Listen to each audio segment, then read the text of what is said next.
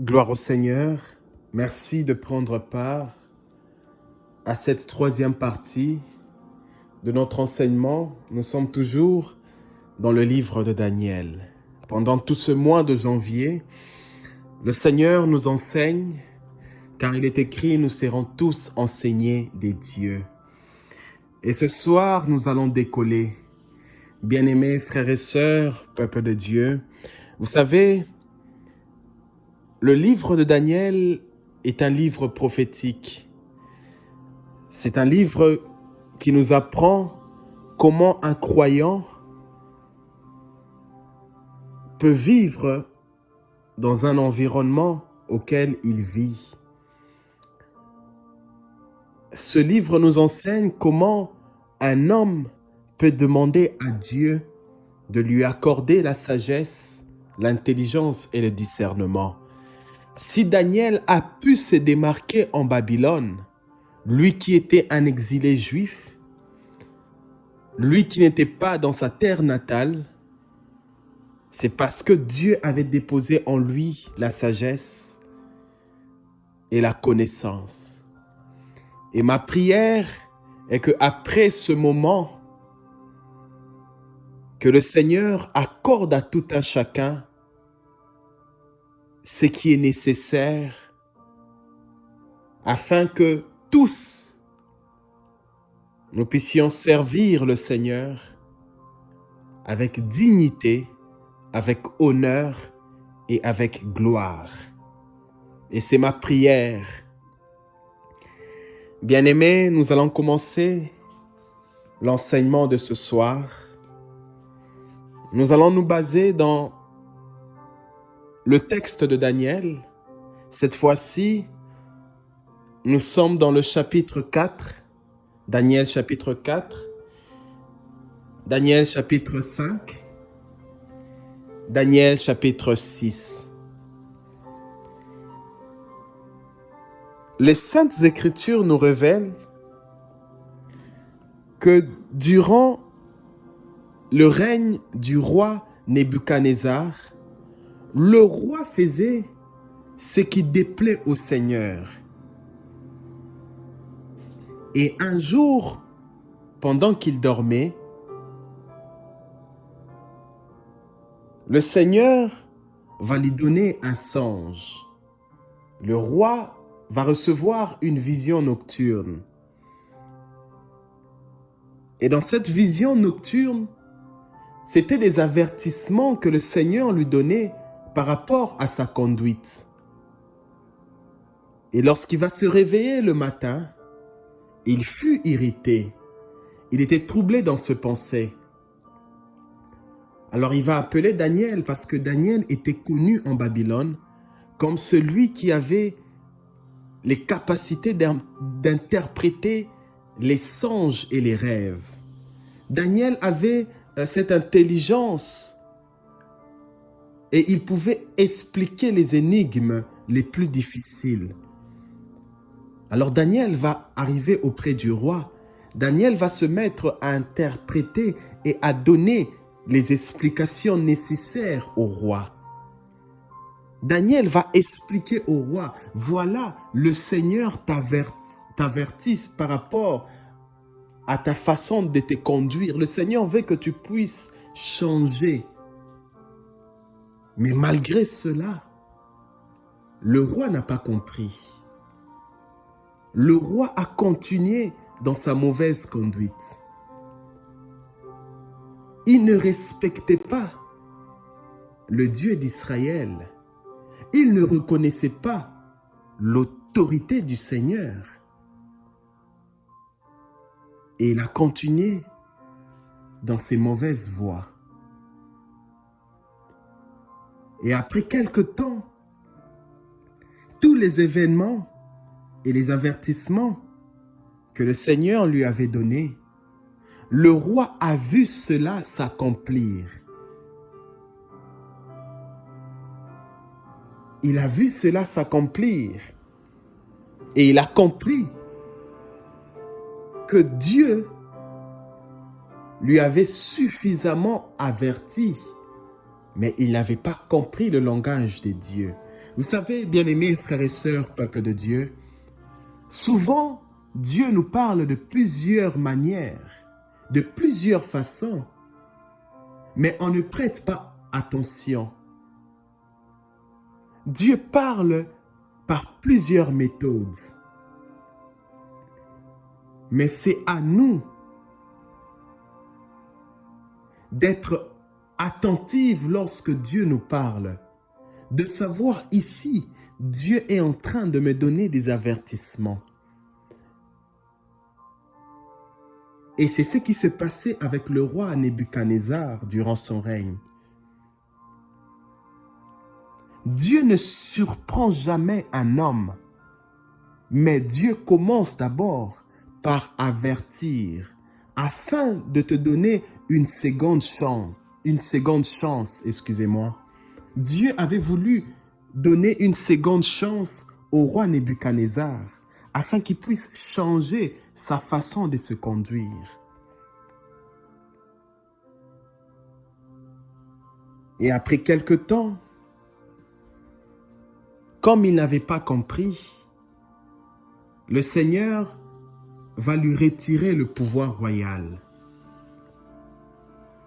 Il ne respectait plus le Seigneur. Et le pouvoir royal va être donné à son fils qui s'appelait Balthazar. C'est Balthazar qui deviendra roi de Babylone à la place de son père. Et un jour, le roi Balthazar, fils du roi Nebuchadnezzar, il va organiser une grande fête dans le palais royal. À l'occasion de sa nomination, il va inviter plusieurs personnalités et il va réunir ses hauts fonctionnaires. Mais ce qui se passait avec le roi Balthazar, il avait vu comment son père se conduisait, il avait vu comment Dieu avait retiré le pouvoir royal à son père. Au lieu que lui puisse bien se conduire, il va suivre le même chemin que son père avait entamé. Il va continuer au même rythme que son père. Il va même prendre les outils qui étaient consacrés au service du Seigneur dans le temple de Jérusalem. Il va emmener cela en Babylone. Et durant cette cérémonie, il va utiliser ces outils d'une manière impure. Ils vont prendre du vin avec des coupes qui étaient réservées pour le temple du Seigneur. Et ce coupe-là, personne ne pouvait l'utiliser d'une manière impure, car c'était consacré. Mais lui et ses hauts fonctionnaires vont se mettre à se réjouir avec ce qui était consacré au service de Dieu.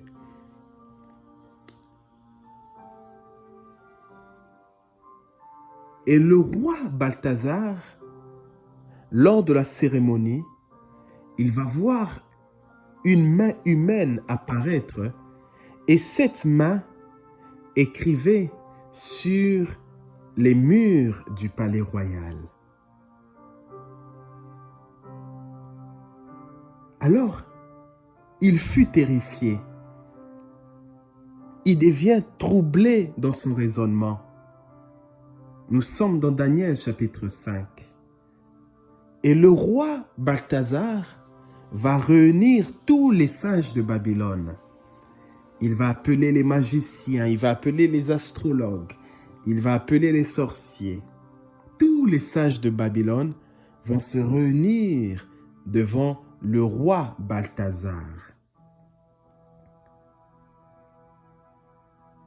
Mais malgré cela, aucun d'eux n'était capable de déchiffrer ce qui était écrit sur le mur du palais. Personne n'avait cette capacité. personne ne pouvait dire au roi, voilà, moi je suis capable de te dire ce que cette main humaine écrivait sur le mur. Personne d'eux, malgré leur sagesse, malgré leur capacité spirituelle, mais aucun d'eux ne pouvait déchiffrer ce que cette main avait mentionné sur le mur du palais. Alors la colère du roi va augmenter. Le roi ne pouvait pas concevoir que tous les sages de Babylone, personne ne soit capable de lui donner des interprétations sûres et exactes. Et dans Daniel chapitre 5, à partir du verset 11, les Saintes Écritures nous révèlent que la mère du roi Balthazar, qui était la femme du roi Nebuchadnezzar, il va s'approcher de son fils. Il va dire à son fils qui était roi de Babylone, dans ton royaume, ici en Babylone, il y a un homme qui est animé de l'esprit des dieux saints. À l'époque de ton père, on a découvert en lui des lumières, une intelligence et une sagesse. On a découvert en cet homme qui était Daniel des lumières, la clairvoyance, de l'intelligence et une sagesse. Voilà pourquoi ton père, le roi Nebuchadnezzar, lui avait nommé chef de tous les sages de Babylone, car il possédait un esprit supérieur. C'était un homme qui avait des capacités d'interpréter les rêves et les songes.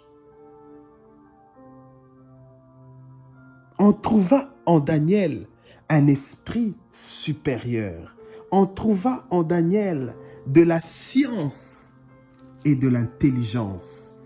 Daniel était un homme avec des facultés extraordinaires. Daniel pouvait résoudre les questions les plus difficiles. Alors le roi Balthazar va s'étonner. Il va dire, mais c'est qui cet homme que je ne connais pas? Il va demander qu'on puisse lui emmener Daniel. Alors Daniel fut introduit devant le roi. Nous sommes dans Daniel, toujours dans Daniel chapitre 5, mais cette fois-ci à partir du verset 13. Alors Daniel fut introduit devant le roi. Le roi prit la parole et dit à Daniel, « Es-tu ce Daniel, l'un des captifs de Juda, que le roi mon père a emmené de Juda? J'ai appris sur ton compte que tu as en toi l'esprit de Dieu et qu'on trouve chez toi des lumières, de l'intelligence et une sagesse extraordinaire. » C'est le roi Balthazar qui parle à Daniel. Il dit à Daniel, on m'a dit que tu as une sagesse extraordinaire. Et écoutez ce que Daniel va répondre au roi. Daniel va dire ceci au roi. Oui, j'ai cette capacité. Le Seigneur m'a rendu capable d'interpréter les songes et les rêves. Dieu m'a rempli de sagesse et d'intelligence. Et le roi va dire à Daniel, Si tu me donnes l'interprétation, tu seras revêtu d'habits de gloire. Je te donnerai le collier d'or et on le mettra autour de ton cou. Et je te promets que tu auras la 3e place dans le gouvernement du royaume de Babylone.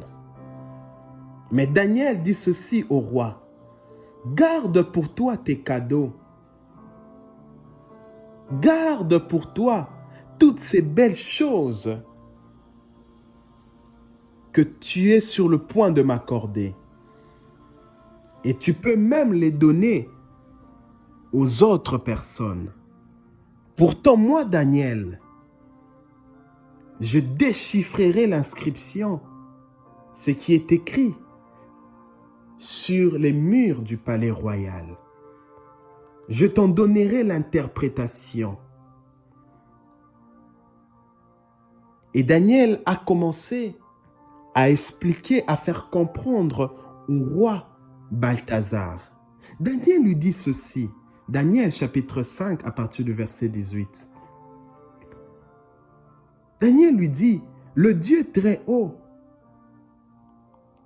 avait donné à ton père, lorsque ton père était roi, Dieu lui avait donné la royauté, Dieu lui avait donné la grandeur, Dieu lui avait donné la gloire et la dignité. Mais à cause de cette grandeur reçue des dieux, les gens de tout le peuple, de tous les pays et de toutes les langues tremblaient de peur devant ton père. Il condamnait à mort qui il voulait. Il laissait vivre qui il voulait. Il honorait ou il humiliait qui il voulait. C'est-à-dire qu'il agissait non pas par la volonté du Seigneur, mais il commençait à agir selon sa propre volonté. Il est devenu orgueilleux et plein d'arrogance. Voilà pourquoi son pouvoir royal a été renversé et Dieu lui a privé de sa gloire. Mais malgré cela, toi son fils, le roi Balthazar, tu savais tout cela. Et pourtant, tu n'as pas adopté une attitude plus humble. Tu n'as pas voulu te conformer aux lois du Seigneur. Tu as adopté une attitude comme ton père. Tu as défié le Seigneur lorsque tu as apporté les coupes venant de son temple et que vous vous en êtes servis pour boire du vin, toi et tes hauts fonctionnaires. Voilà pourquoi tu as provoqué la colère du Seigneur et tu as vu apparaître une main humaine et écrire sur les palais royaux. C'était un signe d'avertissement. Le Seigneur t'avertit de faire attention par rapport à ta conduite, de peur que tu puisses tomber aussi comme ton père et que le Seigneur puisse te retirer le pouvoir royal.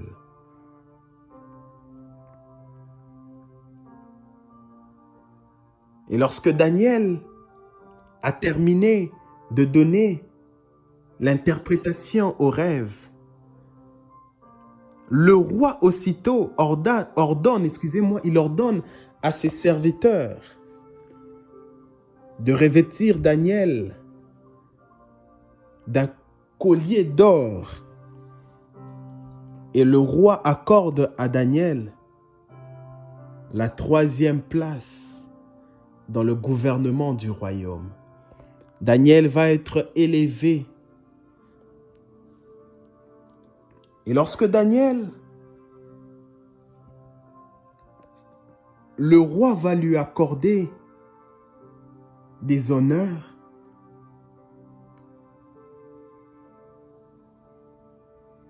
Cela va provoquer la haine dans le cœur des ennemis de Daniel.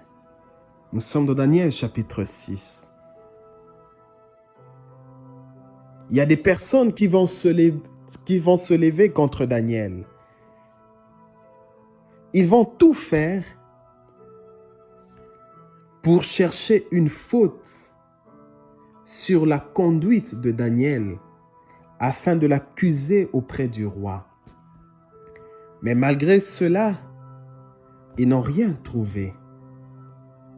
Lorsque nous lisons dans Daniel chapitre 6 à partir du verset 6, les ennemis de Daniel vont se dire entre eux, « Nous n'aurons aucun motif pour accuser Daniel, à moins de trouver quelque chose en relation avec la loi de son Dieu. » Les ennemis de Daniel vont tout faire pour que le roi puisse haïr Daniel, car Daniel venait d'être honoré par le roi. Bien-aimés, vous voyez comment la réussite d'un homme peut susciter les ennemis. Bien-aimés, frères et sœurs, peuple de Dieu, la ruse de l'ennemi, c'est de trouver toujours une porte d'entrée. Ici, les ennemis de Daniel cherchaient un moyen pour disqualifier Daniel. Ils cherchaient de tous les moyens pour que Daniel puisse commettre une faute. Ils cherchaient de tous les moyens pour que Daniel tombe dans le péché. Et ils vont même aller plus loin. Ils vont chercher dans sa relation avec le Seigneur s'il y a un défaut. Mais malgré tout cela, malgré leur projet, malgré leur plan, ils n'ont rien trouvé de mal en Daniel. Ils n'ont rien trouvé de mal. Amen, amen. Voilà pourquoi j'aimerais dire ce soir, ne permets jamais à l'ennemi de trouver en toi une porte d'entrée. N'ouvre jamais une porte d'entrée à l'ennemi. L'ennemi, lui, tant qu'il n'a pas atteint son objectif, il ne se fatigue pas. Il ne se fatigue pas sans avoir atteint le but. Dans ce texte, malgré qu'ils ont tout fait et n'ont rien vu de mal en Daniel, regarde ce qui va se passer. Ils vont aller rencontrer le roi Balthazar. Et ils vont dire au roi, « Roi, nous voulons que tu publies un décret royal ici en Babylone et nous voulons que tu puisses interdire certaines pratiques dans notre royaume. » Nous sommes dans Daniel chapitre 6, à partir du verset 8 jusqu'au verset 10. Ils vont proposer au roi un décret. Ils vont dire au roi, durant une période de 30 jours, interdit certaines pratiques. Toute personne qui adressera une prière à un Dieu, cette personne doit être jetée dans une fosse aux lions. Voyez comment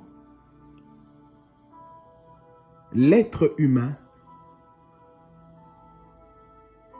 peut vouloir nuire à son prochain. Qu'est-ce que Daniel les avait fait de mal? Rien du tout. Daniel n'avait rien fait de mal.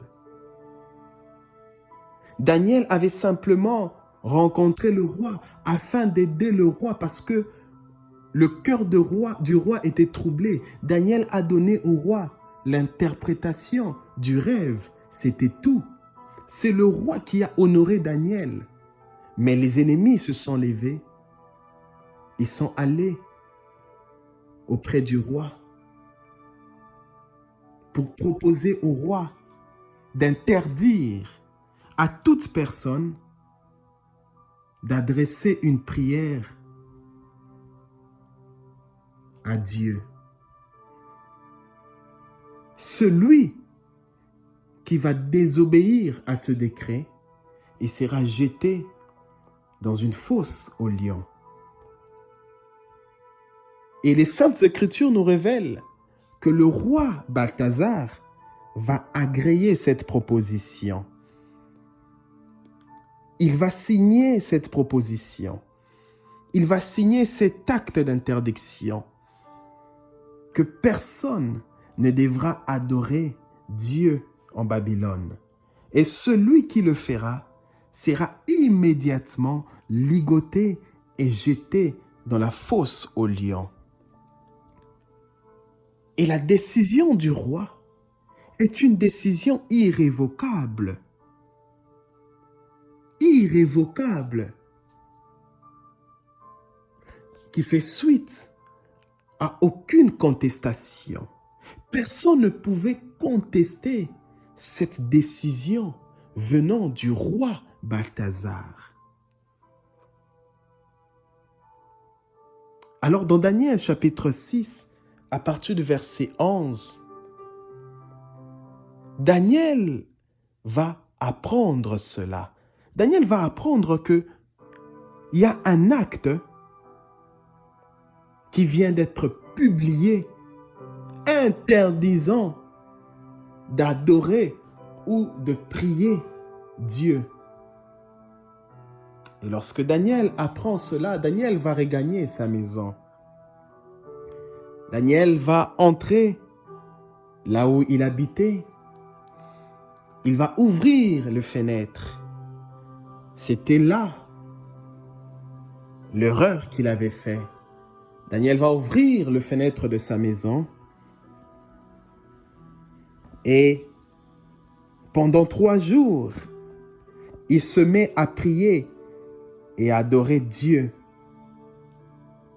tout en laissant les fenêtres de sa tente grandement ouvertes et orientées vers Jérusalem. Alors, ce qui va se passer, les adversaires de Daniel, parce qu'ils cherchaient une occasion, ils ont vu l'occasion se présenter. Certainement, ils avaient entendu comment Daniel était en train de prier et d'adorer le Seigneur. Et ils vont se dire, voilà, nous avons la preuve. Alors ils vont se précipiter pour aller rencontrer le roi et accuser Daniel, car ils ont trouvé une raison valable. Ils arrivent devant le roi. Ils disent au roi, n'as-tu pas signé une interdiction qui prévoit que pendant 30 jours, personne ici en Babylone ne peut adresser une prière à un Dieu? Mais nous avons remarqué, la personne que tu as nommée en tant que conseiller à la cour royale, chez lui à la maison, nous l'avons vu en train d'adorer et de prier le Dieu d'Israël. Alors le roi va demander qu'on puisse ligoter Daniel et les jeter dans la fosse aux lions. Daniel sera ligoté, il sera jeté dans la fosse aux lions. Pourquoi? Parce qu'il y avait des gens qui voulaient voir la chute de Daniel. Mais malgré cela, Dieu n'a pas laissé Daniel. Dieu ne laisse jamais celui qui le sert avec fidélité. Nous allons voir comment Dieu va délivrer Daniel de la fosse au lion. Je l'ai dit tantôt, la réussite provoque toujours des combats. Et en tant qu'enfants de Dieu, nous devons avoir cette conscience que l'ennemi peut tout faire pour disqualifier ceux qui servent le Seigneur. Ce n'est pas parce que tu as des problèmes avec personne qu'ils ne peuvent pas te combattre. Daniel ne les avait pas provoqués. Daniel n'avait aucun problème. Daniel, c'était un homme fidèle, un homme humble, un homme qui aimait les autres, un homme qui aidait les autres. On trouvait en Daniel aucun mal. Mais ils se sont levés pour combattre Daniel. Qu'est-ce que Daniel avait fait du mal? Simplement, Dieu avait rempli Daniel de sagesse et d'intelligence. Bien-aimés frères et sœurs, peuple de Dieu, le combat n'est pas un combat physique, ce n'est pas un combat ordinaire, mais c'est un combat spirituel. Et dans un combat spirituel, nous pouvons voir les manifestations dans le monde ordinaire. La cause du combat de Daniel provenait du spirituel. La cause qui avait fait que Daniel ait des ennemis, c'était une cause spirituelle. C'était à cause du don que Dieu avait mis en Daniel. Parce que Daniel avait la sagesse, parce que Daniel avait la science et l'intelligence, cela a suscité le combat. Le combat peut être invisible, mais on peut voir des effets dans le monde ordinaire.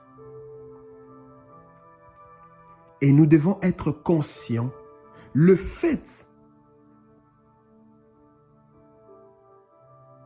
pour Daniel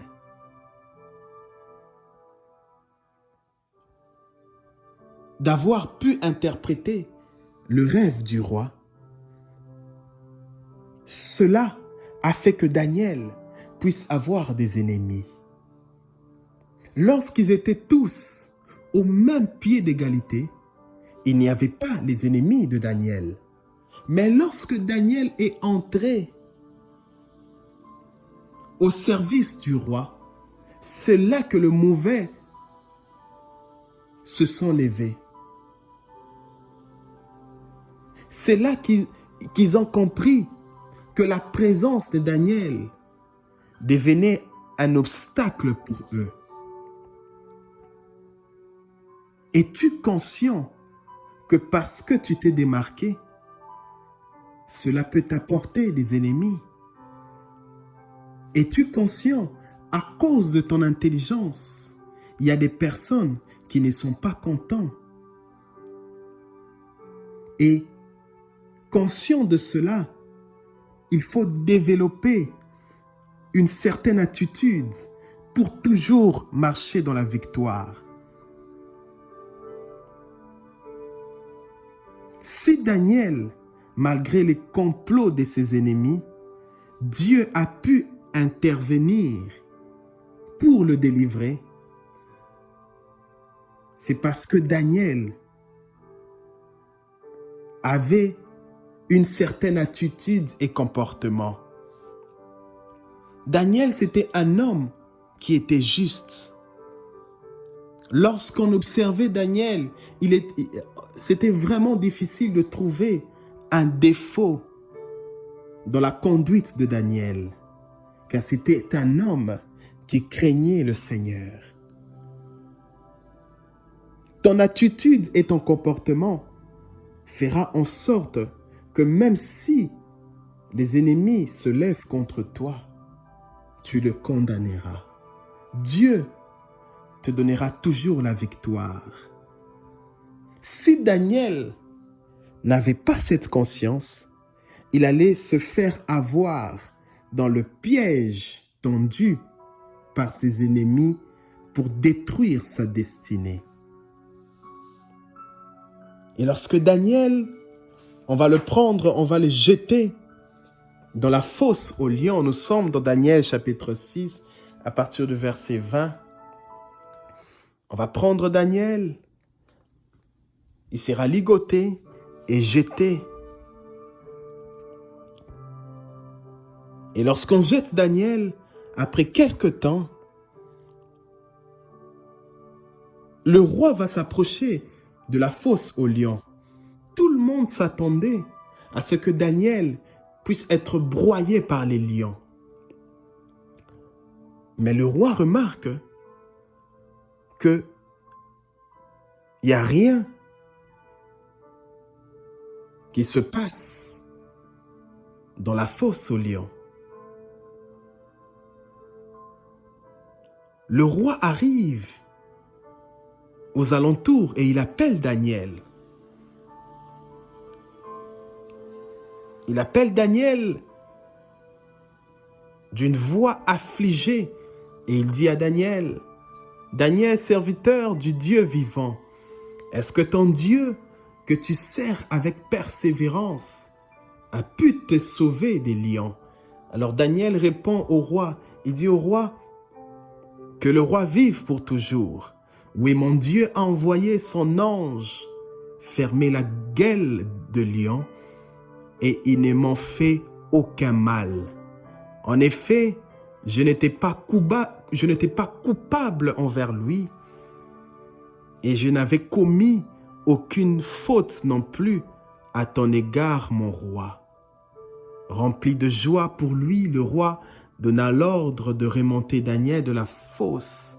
Et dès qu'il en fut sorti, on constata qu'il ne portait aucune blessure parce qu'il avait eu confiance en son Dieu. Daniel ne porta aucune blessure parce qu'il avait eu confiance en son Dieu. Daniel répond au roi, « Je n'étais pas coupable envers mon Dieu, ni devant les êtres humains. » Bien-aimés frères et sœurs, peuple de Dieu, qu'on t'accuse faussement, mais qu'on ne te trouve pas coupable, qu'on ne te trouve pas dans le mal. Daniel n'avait commis aucune faute. Il n'était pas coupable. Voilà pourquoi, à cause de sa fidélité, Dieu lui a accordé la délivrance. Daniel ne portait aucune blessure parce qu'il avait eu confiance en son Dieu. La confiance en Dieu provoque l'intervention de Dieu. Et c'est les ennemis de Daniel qui seront jetés dans la fosse aux lions. Voyez comment Dieu peut changer les données. Ils ont médité de détruire Daniel, mais le mal se retournait contre eux. Et ensuite, le roi va ordonner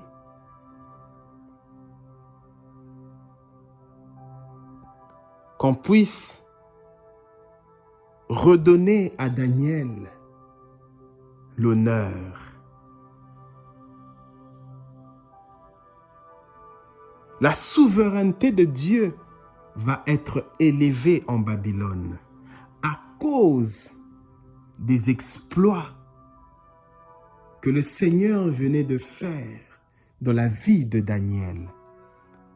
Écoutez ce que le roi va déclarer. Nous sommes dans Daniel chapitre 6. partir du verset 26 jusqu'au verset 29. Le roi dit ceci.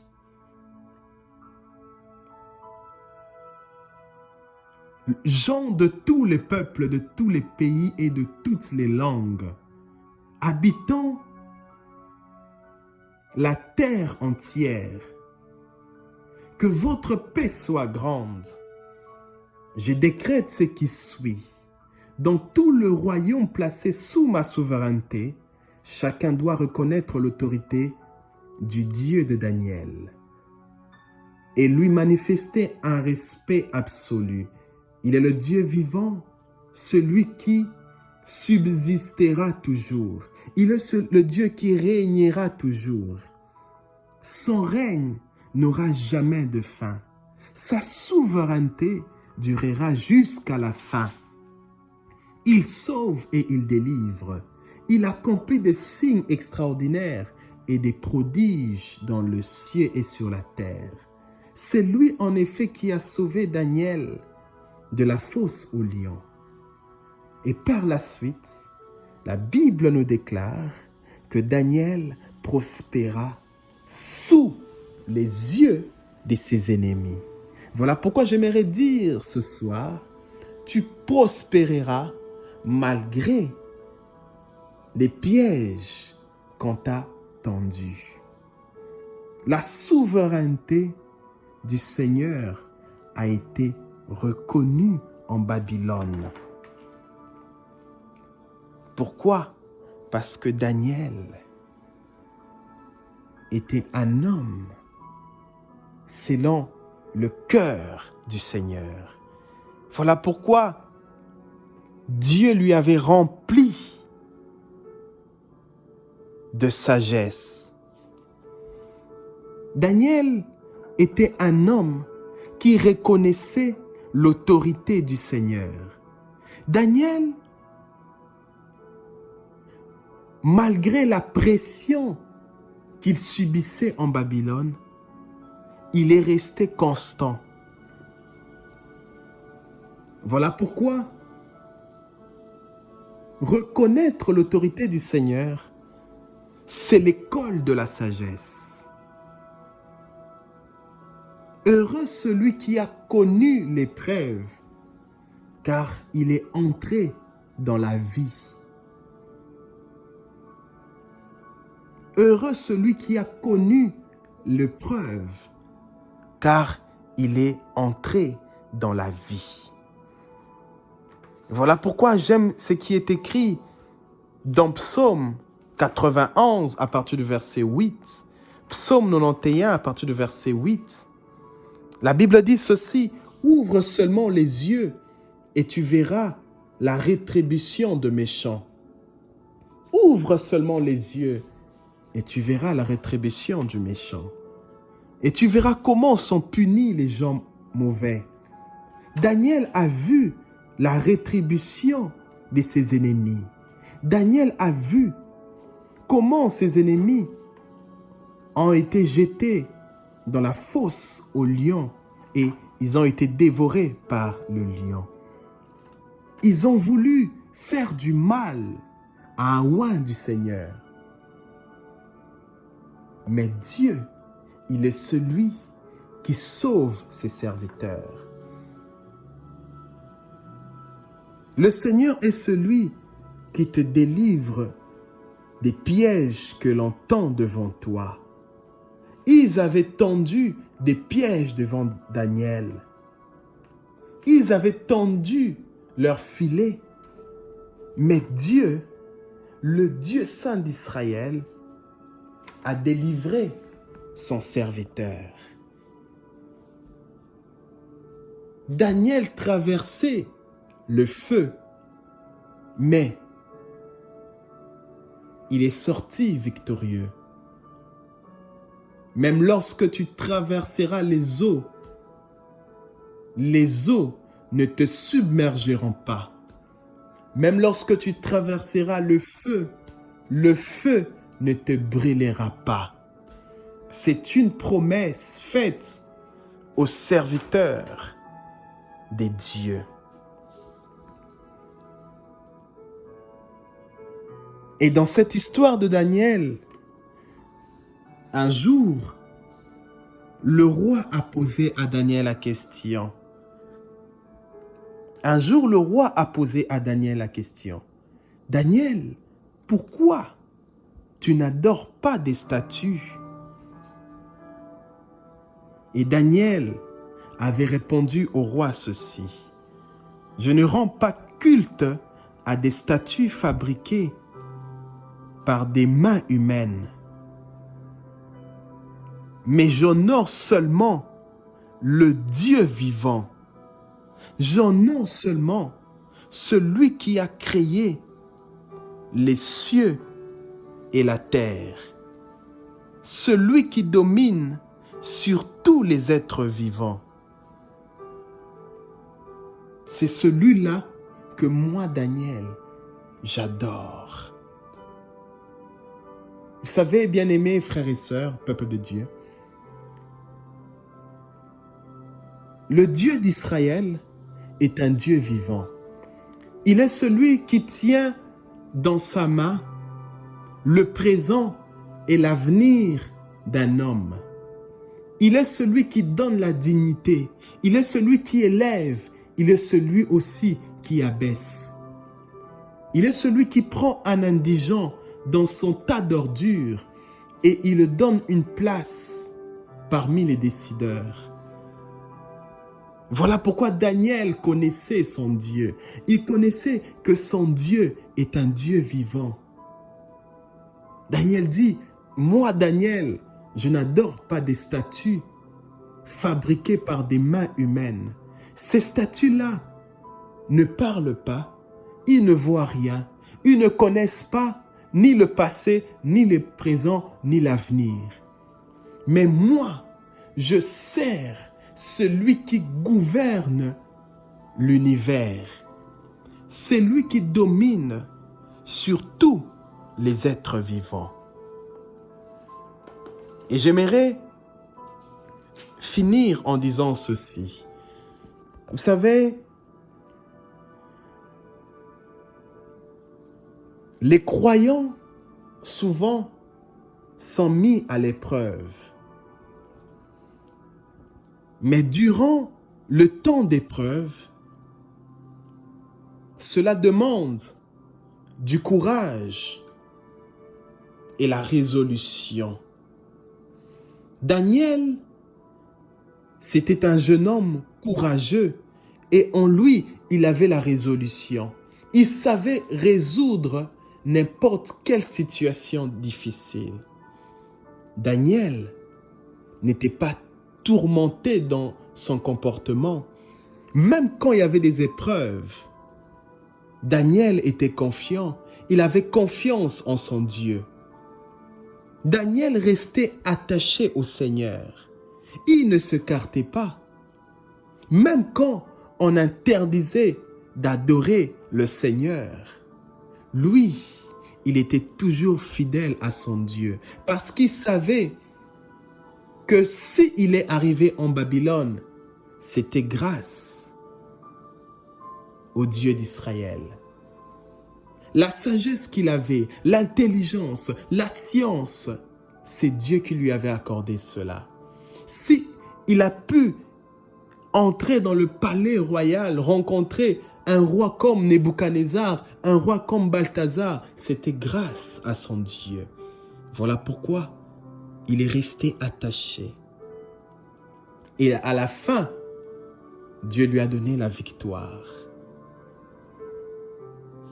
Regardez l'or, bien-aimés frères et sœurs, peuple de Dieu. L'or, pour qu'elle devienne l'or, elle doit passer par le feu. L'or est éprouvé par le feu. C'est après avoir passé par le feu que l'or prend sa vraie valeur, qu'on reconnaît l'or, qu'on peut donner à l'or de la valeur. Mais tant que l'or n'est pas passé par le feu, il est difficile de reconnaître la valeur de l'or. Et c'est de même pour les croyants. Souvent, le Seigneur nous fait passer par le feu pour qu'après, nous ayons de la valeur, de la dignité, de l'honneur. Voilà pourquoi j'aimerais dire ce soir, reste fidèle au Seigneur, ne te détourne pas, compte sur sa bonté. Compte sur sa bonté. Apprends à lui faire confiance. Lorsque le malheur se présentera, invoque-lui et il viendra à ton aide. Que le Seigneur nous bénisse, qu'il nous protège. Voilà l'enseignement que j'ai voulu partager avec vous ce soir. À nous revoir prochainement pour d'autres enseignements. Et là, ça sera notre 4e partie, toujours dans le livre de Daniel. Shalom.